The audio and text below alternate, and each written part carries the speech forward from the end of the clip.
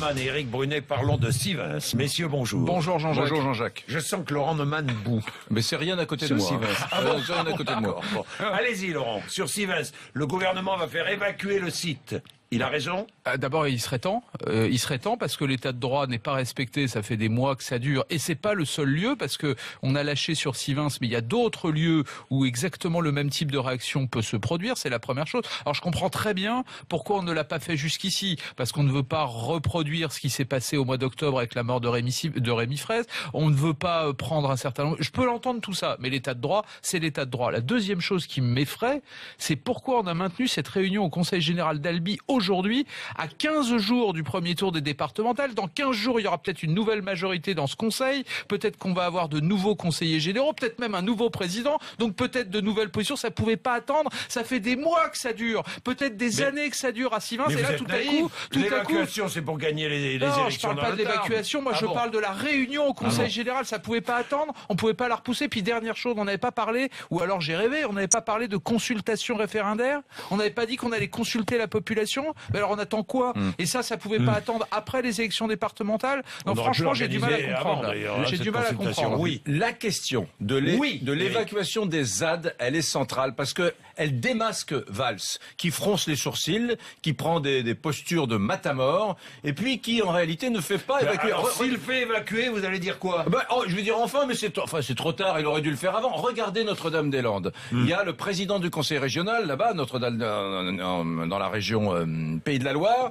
Jacques Oxiat, il est socialiste. Il passe des coups de téléphone sans arrêt à ses amis, Valls. Il a même appelé Hollande. Ça fait des mois que ça dure. On n'évacue pas. Et là, eh bien, c'est exactement la même chose. Et ce qui est encore plus grave, c'est qu'il y a une partie de la classe politique qui a pris fait et cause pour les zadistes comme si c'était des hippies sympathiques. Comme si les ZAD, c'était des endroits où on formait des gens un peu sympas. La réalité, c'est que ces zadistes-là, ce sont des terroristes verts. Ce sont des gens qui sont animés par une il n'y a pas que des terroristes verts. Écoutez, non, bien sûr, il n'y a pas que des terroristes verts. Mais écoutez ce que disent, par exemple, Michel Rivasi, députée européenne. Je me suis régalé de la Drôme. Neumann m'a prêté ses lunettes pour que je puisse lire.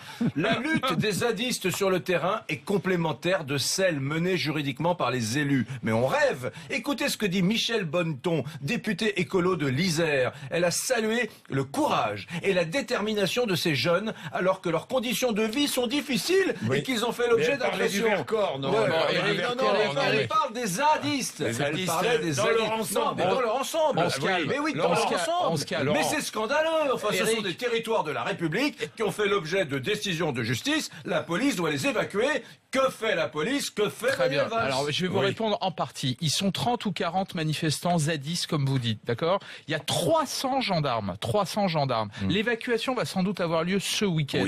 Une fois que l'évacuation sera faite... Vous me ferez pas pleurer. Attendez, l'évacuation... Vous allez pas faire pleurer avec cette j'ai pas l'intention de nous faire pleurer, c'est pas votre genre. 300 gendarmes pour évacuer 30 à 40 personnes. Dans 10 jours, quand on les aura fait évacuer, ils vont revenir si les gendarmes ne restent pas sur place. Donc ça veut dire que ce lieu-là, il faut le protéger pendant combien de mois? Pendant que par ailleurs, il y a Vigipirate. Pendant qu'on cherche des gendarmes et des policiers partout.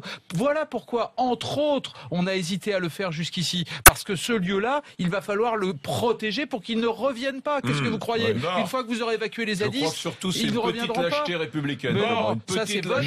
Ça c'est votre petite caricature, Éric Brunet. Merci. Vous avez votre opinion, 9h-10h, vous l'exprimez sur RMC. Il est 7h57.